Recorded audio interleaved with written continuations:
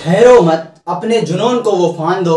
वक्त आ गया है अपने सपनों को उड़ान दो। हाँ दोस्तों, अब वक्त आ गया है अपने सपनों को उड़ान देने के लिए। दोस्तों, अगर आप यूपी बोर्ड क्लास 10th में हैं तो आपके लिए एसएससी एस्पायरेंट ला चुका है अनसॉल्व सॉल्यूशन। दोस्तों हाँ, अभी तक अगर आपने 7 से 8 महीने में बिल्कुल भी पढ़ाई नहीं किया है या आपने केवल चैप्टर के बारे में स्कूल में पढ़ा है तो आपके लिए ये वीडियो बहुत ही ज्यादा यूजफुल हो सकती है। दोस्तों, अनसॉल्व में क्या होता है, जितने भी प्रीवियस ईयर में क्वेश्चन पूछे जाते हैं वो अनसॉल्व में दिए रहते हैं। तो मैं अनसॉल्व सॉल्यूशन आपके लिए लेकर आया हूं कि किस क्वेश्चन को कैसे सॉल्व करेंगे, उस क्वेश्चन को सॉल्व करने के लिए क्या बेहतरीन अप्रोच हो सकती है, उन सभी के बारे में मैं बात करने वाला हूं।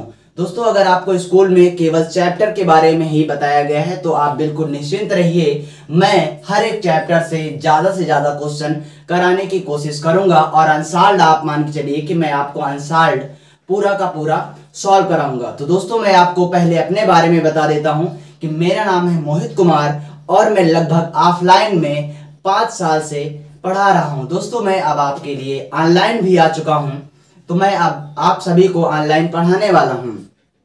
तो दोस्तों, आपके पास यूपी बोर्ड से पहले अब 90 से और 100 दिन बचे हैं। आप 90 से 100 दिन ही पढ़ के आप मैथ और इंग्लिश में 90+ स्कोर ला सकते हैं। बस दोस्तों, मैं जो आपको स्ट्रेटजी बता रहा हूं वो आपको फॉलो करना है। दोस्तों, आपको मैं लगभग इस यूट्यूब चैनल एसएससी एस्पायरेंट पर रोज 10 से 15 क्वेश्चन कराऊंगा। वो क्वेश्चन आपको पर डे देखने हैं और आपको उसकी नोट्स बनाने हैं और आपको उन क्वेश्चन को रिवाइज करना है। अगर आप इस स्ट्रेटजी को फॉलो करेंगे तो आप मानिए कि 90 से 100 के बीच में आपके नंबर आएंगे। तो दोस्तों, सबसे पहले आज मैं इस अनुसार से सॉल्व कराने वाला हूं आपको एरिया रिलेटेड टू सर्किल। तो आइए इसमें हम देखते हैं सबसे पहला क्वेश्चन आंसर का जो है एरिया रिलेटेड टू सर्किल से, उसको कैसे सॉल्व करेंगे, उसकी क्या अप्रोच है।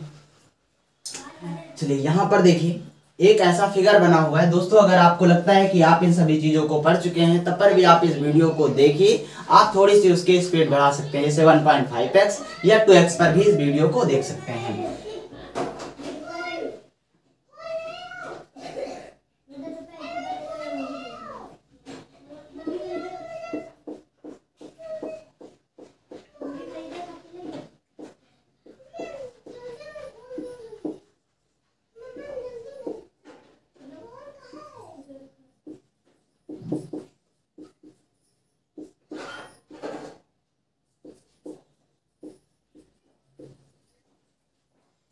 तो दोस्तों, मैंने ये फिगर बना दिया है। अब इसमें देखते हैं क्या पूछा गया। दोस्तों, आपको स्क्रीन पर क्वेश्चन दिख जाएगा।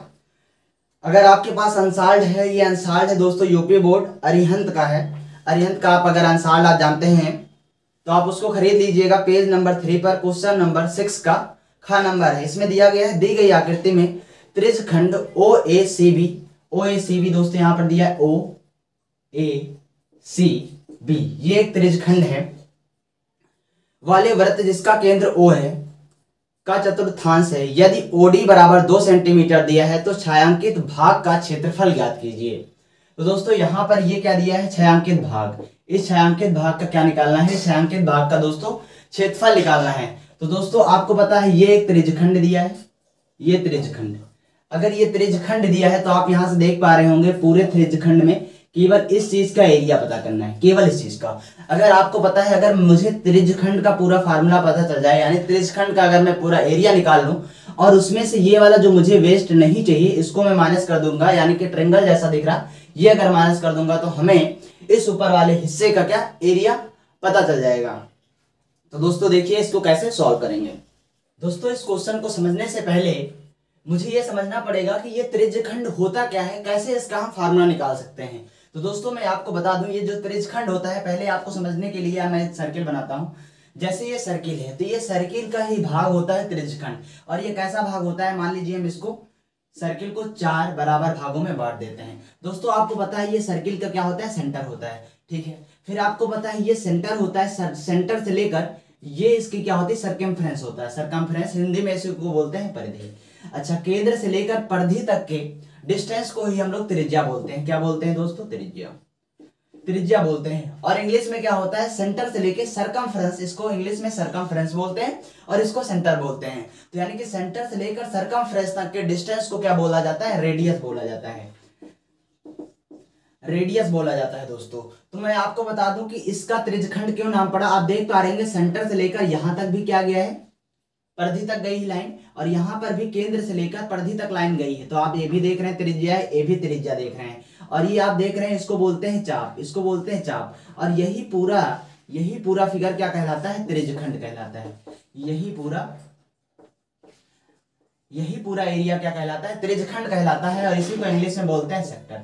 दोस्तों आप अगर या हिंदी मीडियम से या इंग्लिश मीडियम से हैं तो आप बिल्कुल निश्चिंत रहिए, मैं यहाँ पर बाइलिंगुअल पढ़ाने वाला हूँ, हिंदी और इंग्लिश दोनों साथ में बोलता हुआ चलूंगा, ताकि अगर आप इंग्लिश मीडियम से हैं तब पर भी सीख पाएं और हिंदी मीडियम से तब पर भी सीख पाएं। तो दोस्तों मैंने आपको बताया सेंटर से लेकर सरकमफ्रेंस तक के डिस्टेंस को रेडियस बोलते हैं। यहाँ भी रेडियस था, यहाँ भी रेडियस था, और इसको आर्क बोलते हैं। और ये वाला पूरा एरिया सेक्टर कहलाता है। आप देख पा रहे होंगे ये कुछ इससे मिलता जुलता है, तो इसीलिए ये बोला गया है त्रिज्यखंड यानी कि सेक्टर। केंद्र से लेकर परिधि तक के दूरी को क्या बोलते हैं, त्रिज्या बोलते हैं। यहाँ भी त्रिज्या, यहाँ भी त्रिज्या, और ये है चाप। तो दोस्तों आपको ये त्रिज्य से बना एक खंड दिख रहा है, इसलिए इसका नाम क्या पड़ गया, त्रिज्यखंड पड़ गया। ठीक है दोस्तों, मैं बात करता हूं कि इसका फार्मूला कैसे बनाएंगे। तो दोस्तों आपको एक बात पता होगी कि ये पूरा सर्कल है। अगर ये पूरा सर्कल है तो आपने पढ़ा होगा एरिया ऑफ सर्कल, यानी कि वृत्त का क्षेत्रफल क्या होता है, पाई आर स्क्वायर होता है। दोस्तों अगर वृत्त का एरिया क्या होता है, पाई आर स्क्वायर। तो आपको मैं बता दूं, अगर ये चीज देखा जाए तो आपको पता है ये सरकमफ्रेंस, ये भी सरकमफ्रेंस। तो सरकमफ्रेंस से लेके सरकमफ्रेंस तक का डिस्टेंस क्या कहलाता है दोस्तों, डायामीटर कहलाता है। क्या कहलाता है, डायामीटर कहलाता है, जिसको हिंदी वाले क्या बोलते हैं, व्यास बोलते हैं, जिसको हिंदी मीडियम वाले बोलते हैं व्यास। दोस्तों इसको व्यास बोला जाता है। अच्छा, हमारी जो व्यास होती है इसको हम लोग बोलते हैं जीवा बोलते हैं। ये सबसे बिगेस्ट कॉर्ड होती है किसी भी सर्किल के, और ये जो व्यास होता है ये किसी भी सर्किल को दो बराबर भागों में बांटती है। जैसे आप देख पा रहे होंगे, अगर सरकमफ्रेंस से सरकमफ्रेंस तक हम जाएं तो एक हिस्सा ये बनता है, एक हिस्सा ये बनता है, और ये दोनों हिस्से बराबर बनते हैं, इसीलिए इसको बोला जाता है, ये ऊपर वाले हिस्से को बोलेंगे अर्धवृत्त, यानी कि इस वाले हिस्से को बोलेंगे अर्धवृत्त, और इस वाले को भी बोलेंगे अर्धवृत्त। अच्छा, क्या कोई भी व्यास अगर होगा तो सर्किल को दो बराबर भागों में बांटेगा या नहीं बांटेगा, बिल्कुल बांटेगा। अगर ये डिफिनीशन है कि सरकमफ्रेंस जो होता है ये किसी भी सर्किल को दो बराबर भागों में बांटता है, तो बिल्कुल बांटेगा। आप देख पा रहे होंगे ये क्या है, सरकमफ्रेंस से लेके सरकमफ्रेंस तक गए, तो सरकमफ्रेंस से अगर सरकमफ्रेंस तक गए तो आप देख पा रहे होंगे ये वाला हिस्सा अर्धवृत्त कहलाएगा, और इधर भी क्या कहलाएगा, अर्धवृत्त कहलाएगा। इसी तरीके से कोई भी सरकमफ्रेंस से सरकमफ्रेंस तक लाइन जाएगी और सेंटर से ही होकर जाना है। कोई भी अगर व्यास है या डायामीटर है उसको सेंटर से ही होकर जाना पड़ेगा, सरकमफ्रेंस से लेकर सरकमफ्रेंस तक, यानी कि परिधि से लेकर परिधि तक जाना है, लेकिन केंद्र से होकर जाना है। यही कंडीशन होती है व्यास यानी कि डायामीटर की। तो आप देख पा रहे होंगे अगर ये जा रहा है तो ये वाला हिस्सा क्या कहलाएगा, अर्धवृत्त कहलाएगा, यानी कि सेमी सर्कल कहलाएगा, सेमी सर्कल कहलाएगा। तो आपको मैं बता दूं, अगर ये डायामीटर ले लिया जाए तो ये अर्धवृत्त का एरिया क्या हो जाएगा। अगर सर्किल का एरिया क्या है, पाई आर स्क्वायर है, और हमारा अर्धवृत्त होता है, तो हम पूरा एरिया का आधा कर दें, क्योंकि आप देख पा रहे होंगे ये आधा एरिया हो गया। ये आधा एरिया निकालना है तो हम इसी पाई आर स्क्वायर को क्या कर देंगे, 2 से भाग दे देंगे, तो ये हो जाएगा अर्धवृत्त का क्षेत्रफल। और पूरे वृत्त का क्षेत्रफल क्या है, पाई आर स्क्वायर। लेकिन मुझे तो त्रिज्यखंड का चाहिए, केवल मुझे इसका चाहिए। अच्छा, मैं आपको एक बात और बता देता हूं। यहाँ पर आप देख पा रहे होंगे एक भाग तो ये बना, और एक त्रिज्यखंड तो ये बना, एक त्रिज्यखंड ये बना, और एक त्रिज्यखंड ये बना। यानी कि आप देख पा रहे होंगे एक सर्किल में 4 त्रिज्यखंड बनते हैं, 4 त्रिज्यखंड। अगर आपको केवल एक त्रिज्यखंड का ही एरिया चाहिए, एक त्रिज्यखंड का, तो आपको मैं बात बता दूं कि अगर आपको पता है ये सारे बराबर होंगे, सारे बराबर, जो वृत्त है इसमें जो त्रिज्यखंड होंगे 4 बनेंगे और चारों बराबर बनेंगे। जैसे अर्धवृत्त 2 बराबर भागों में बना था, उसी तरीके से 4 त्रिज्यखंड सब कुछ बराबर होगा। तो मैं आपको बता दूंगा किसी चीज को अगर बराबर भागों में बांटना है, जैसे मैंने कहा कि आपके पास 20 रुपए हैं, अगर आपके पास 20 रुपए हैं और इसको 4 बराबर हिस्सों में बांटना है, 4 बराबर हिस्सों में बांटना है, तो आपको पता है 4 बराबर हिस्सों में बांटने के लिए 4 से डिवाइड करेंगे तो कितना आ जाएगा, 4 पंचे 20। तो ये जो 5 आया है ये 4 बराबर हिस्से होंगे। देखिए 5 5 5 5, देखिए ये भी बराबर, ये भी बराबर, ये भी बराबर, ये एक दूसरे के बराबर है। तो 20 देखिए 5 10 15 20, ठीक है दोस्तों, तो 20 भी आ गया और ये इनके 4 क्या होंगे, बराबर हिस्से हो गए। तो आपको पता है ये पूरा एरिया जो था पाई आर स्क्वायर था, और इसको 4 बराबर हिस्सों में बांटने के लिए मुझे एक हिस्सा चाहिए केवल। अगर एक हिस्सा चाहिए तो हम इसको 4 से डिवाइड कर दें, तो 4 से डिवाइड करने का मतलब पाई आर स्क्वायर बटे 4 कर दें, तो ये क्या आ जाएगा, त्रिज्यखंड का क्षेत्रफल। तो दोस्तों मुझे त्रिज्यखंड का क्षेत्रफल समझाने के लिए इतना समय लग गया है। अगर आपको ये आता है तो आप 2x में वीडियो देख सकते हैं, अदरवाइज आपको बेसिक कॉन्सेप्ट जरूर क्लियर होना चाहिए ताकि आप कॉन्सेप्ट को समझ पाए और फार्मूले बना सकें, निकाल सकें, ताकि आप उत्तर को इजीली सॉल्व कर सकें। अब चलिए हम इसको मिटाल के फिर से लिखते हैं। दोस्तों अब मैं आता हूं क्वेश्चन पर, क्वेश्चन को कैसे सॉल्व करते हैं, मिटालते हैं इसको। चलिए अब मैं इस क्वेश्चन पे आता हूं, इस क्वेश्चन पे मैं आ रहा हूं। चलिए देखिए इस क्वेश्चन में क्या दिया था, आपको मैं बता दूं ये त्रिज्यखंड है, आप जानेंगे ये पूरा का पूरा त्रिज्यखंड है। इस वाले एरिया का मुझे क्षेत्रफल बताना है, इसमें से जो ये ट्रायंगल वाला हिस्सा बनना है मुझे इसका एरिया नहीं चाहिए, तो मैं पहले पूरे का एरिया निकाल के ट्रायंगल वाले का एरिया में माइनस कर दूंगा, तो मुझे ऊपर वाले का एरिया पता चल जाएगा। तो आपको क्या लिखना है, देखिए त्रिज्यखंड का नाम दिया है OACB, तो आपको यहां पर लिखना है त्रिज्यखंड, त्रिज्यखंड। या आपको जिसका एरिया चाहिए पहले वो लिख लीजिए, उसके बराबर आप फार्मूला लिख देंगे। मुझे इसका चाहिए तो मैं ये लिख ले रहा हूं, ये यहां पर C पॉइंट था, तो मुझे किसका एरिया चाहिए, BDAC का क्षेत्रफल अगर मुझे निकालना है तो क्या करना पड़ेगा, पहले आपको इस पूरे का त्रिज्यखंड का क्षेत्रफल चाहिए, तो मैं यहां पर लिख ले रहा हूं, क्या लिख ले रहा हूं, दिया था इसमें OACB, O ये है, A ये है, C ये, B ये का OCB त्रिज्यखंड का क्षेत्रफल मुझे ये चाहिए। अच्छा इस पूरे वाले में से किसको माइनस करना है, इसको माइनस करना है, तो इसमें से हम पूरा निकाल दें। किसका निकाल दें, त्रिभुज BOD का क्षेत्रफल अगर मैं माइनस कर दूंगा तो क्या आ जाएगा, इसका क्षेत्रफल आ जाएगा जिसका मुझे चाहिए, यानी कि BDAC का क्षेत्रफल आ जाएगा। फिर मुझे यहां लिखना है BDAC का क्षेत्रफल। अच्छा इसका क्षेत्रफल अभी हमने क्या बताया, त्रिज्यखंड का क्षेत्रफल का फार्मूला चौथा हिस्सा होता है तो पाई आर स्क्वायर बटे 4 कर देंगे। माइनस मुझे क्या करना है, तो आप देख पा रहे त्रिभुज BOD का क्षेत्रफल। अच्छा त्रिभुज BOD, आपको यहाँ पर एक राइट एंगल ट्रायंगल दिख रहा, तो आपको बहुत ही आसानी से पता होगा कि राइट एंगल ट्रायंगल यानी कि समकोण त्रिभुज का क्षेत्रफल क्या होता है। अगर नहीं पता तो मैं आपको बता दे रहा हूं, 1/2 आधार गुणे ऊंचाई होता है, बेस इंटू हाइट, आधार गुणे ऊंचाई, आधार गुणे ऊंचाई, इसको बोलते हैं बेस, इसको बोलते हैं base into height, base into height होता है दोस्तों फार्मूला। ठीक है, बस इस फार्मूले को लगा लेंगे तो आपका आंसर आ जाएगा। चलिए सॉल्व करते हैं। देखिए पाई, आपको रेडियस पता है, रेडियस क्या दिया है, देखिए ये रेडियस है, देख पा रहे होंगे ये सर्किल के देखिए चाप तक जा रहा, तो ये पूरा बनाएगा, ऐसे सर्किल बनाता, तो 3.5 क्या है, सेंटीमीटर रेडियस है, तो इसकी वैल्यू यहाँ पर रख देंगे 3.5। एक बार और रखना पड़ेगा 3.5, क्योंकि यहाँ पर r की वैल्यू स्क्वायर में है, यानी कि r 2 बार मल्टीप्लाई में, यहाँ क्या लिख देंगे, यहाँ पर 4 लिख देंगे। अच्छा पाई की वैल्यू भी रख सकते हैं, यहाँ पर पाई की वैल्यू कितनी होती है, 22/7 होती है, तो यहाँ रख दिया 22/7।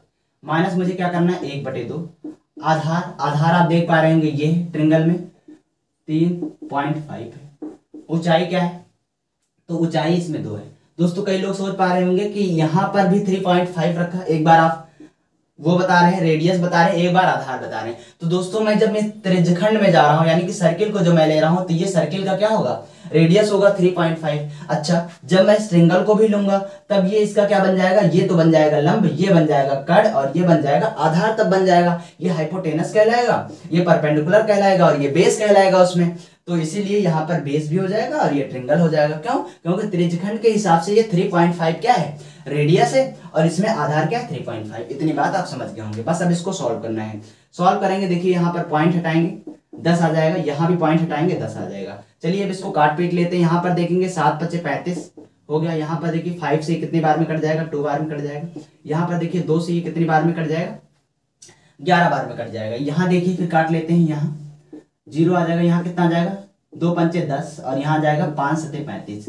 यहाँ आ गया 7/2, और यहाँ पर देखिए कितना आ गया है 35 को अगर 11 से मल्टीप्लाई करेंगे तो आएगा 385। कितना आएगा 385। नीचे कितना आ जाएगा 4 धामे 40 आ जाएगा। यहाँ माइनस का आ जाएगा 7/2, कितना आ जाएगा 7/2। अच्छा अभी भी ये 5 से कट सकता है। आपको 5 की डिविजिबिलिटी रूल पता होगी कि इसके लास्ट में 5 है और इसके लास्ट में 0 है, तो 5 से कट सकता है बिल्कुल। यहाँ 5 सते कितना आ जाएगा 35, फिर बचा 3, तो फिर 5 सते 35 हो जाएगा। यहाँ कितना आ जाएगा 5 8 40, अब नहीं कटेगा। फिर अब एलसीएम ले लेते हैं। यहाँ पर देखें 8 और 2 और ऊपर 77 7 है, तो 8 कितना आ जाएगा, एलसीएम आ गया, ऊपर कितना आ जाएगा 77। ठीक है, 2 चौके 8 होता है और 7 चौके 28 होता है। ठीक, फिर यहाँ पर उत्तर कितना आ जाएगा, 7 में से 8 गया तो 9 बचता है। फिर यहाँ बच जाएगा 6 में से 2 जाएगा तो कितना बच जाएगा, 4 बच जाएगा। नीचे कितना बचेगा 8। दोस्तों जब भी नीचे ऊपर वाली वैल्यू बड़ी होती नीचे वाली से, तो इसको हम लोग भाग अवश्य लगाएंगे, इतने पे उत्तर नहीं छोड़ेंगे। तो चलिए यहाँ पर भाग करके देख लेते हैं। 8 को अगर 49 से भाग देंगे तो कितना आएगा, 8 सते 56 होता है और 8 छंग 48 होता है, 6 बाद में चला जाएगा, 8 छंग 48। यहाँ बचा 1, फिर यहाँ पॉइंट लगाएंगे, यहाँ 0 आएगा, 8 करना मार जाएगा, फिर यहाँ 2 आ जाएगा, फिर यहाँ पॉइंट लगाए तो 0 बढ़ा सकते हैं, फिर 8 दूनी 16 आएगा, 8 दूनी 16, फिर यहाँ पर 4 आ जाएगा, फिर 8 5 40 होता है, 8 5 40 पूरा कट गया है। अगर पूरा कट गया है तो दोस्तों कितना आंसर आ जाएगा, 6.125 दोस्तों यही आ जाएगा। और यहाँ पर क्षेत्रफल पूछा गया है तो क्या आ जाएगा, सेंटीमीटर में दिया। आप यूनिट का दोस्तों जरूर ध्यान रखिएगा, क्योंकि यहाँ पर क्षेत्रफल निकालने के लिए हमेशा अगर मीटर दिया है तो मीटर स्क्वायर आएगा, सेंटीमीटर दिया है तो सेंटीमीटर स्क्वायर है। किसी का भी अगर क्षेत्रफल निकालना है और जो यूनिट दिए उसका स्क्वायर ही लिखना पड़ता है, क्योंकि इसमें 2 चीजें होती है, एक तो लंबाई एक तो चौड़ाई, केवल 2 ही डायमेंशन होते हैं। ठीक है, जब आयतन निकालना होता है तो उसमें 3 डायमेंशन होते हैं, लंबाई चौड़ाई और ऊंचाई, तो उसमें क्यूब लग जाता है आयतन में। ठीक, तो यहाँ पर आ गया दोस्तों, ये आपका आंसर आ गया। ठीक है दोस्तों, अगर आपको इस क्वेश्चन को समझ में आ गया है, आप इसका स्क्रीनशॉट ले लीजिएगा, फिर आप देखिएगा, फिर आप इस क्वेश्चन को अपने आप से लगाने की कोशिश करिएगा। अगर नहीं आएगा फिर आप कॉपी में से देख सकते हैं, और ये वीडियो हमेशा यूट्यूब पे पड़ी रहेगी, आप कभी भी देख सकते हैं। तो चलिए मैं भी देख लेता हूँ इसका आंसर आया है या नहीं आया। छठे का खा नंबर मैं देख रहा हूँ, इन्होंने उत्तर लिख दिया 49/8 ही लिख लेना है, जो कि नहीं लिखना चाहिए दोस्तों, जो कि नहीं लिखना चाहिए। हमें बचपन में क्या सिखाया गया है, जब भी ऊपर वाली वैल्यू नीचे वाली वैल्यू से, यानी कि अंश वाली वैल्यू हर वाले वैल्यू से अगर बड़ी होती है तो हम डिवाइड करके ही लिखते हैं। तो दोस्तों आप इतना भी लिख देंगे तब भी आपका आंसर आएगा, लेकिन हमारे हिसाब से आपको अगर जब डिवाइड चला जा रहा है, डिवाइड हो पॉसिबल है, तो आपको डिवाइड करना चाहिए और आपको इतना उत्तर लिखना चाहिए। तो दोस्तों आपका आंसर बिल्कुल सही आ रहा है, ऐसे आप लगा लेंगे। चलिए अब